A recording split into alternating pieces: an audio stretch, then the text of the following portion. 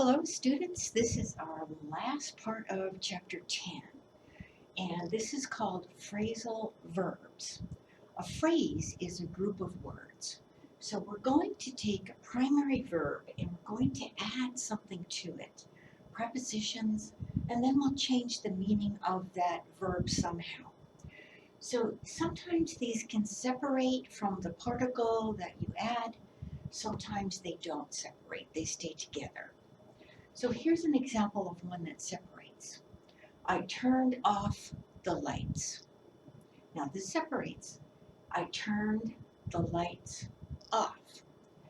Now when you separate like this, you can separate it, then you can replace the noun with a pronoun. I turned them off. If it's just one light, of course, I turned it off. I turned the light off. Sometimes they do not separate. So here's an example with get, to receive, but get over means to recover.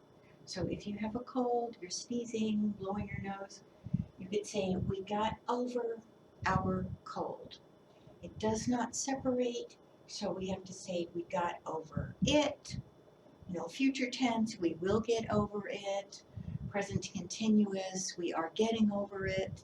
So this verb will change for the tense, but then you will have the particle changing the meaning of that verb and then the pronoun. Here's an example of one where it separates. So if you have a friend or your mother is at the airport, you have to pick her up. So pick your mother up, pick up your mother, pick her up. One that does not separate, run, you know what run is, but run into means to meet by chance. You don't expect it. So if you go to the mall shopping and you see somebody that you know, so you ran into him, you ran into her, you ran into them. So this one does not separate.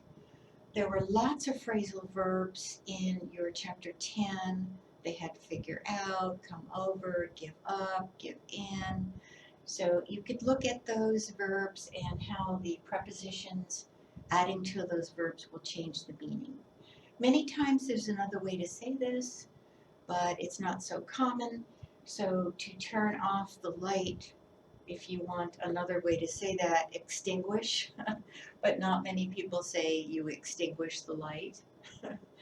So over here you could say you recover from your cold. Okay, you got over your cold. And that is phrasal verbs. Read them, study them, Unit 10. Bye-bye.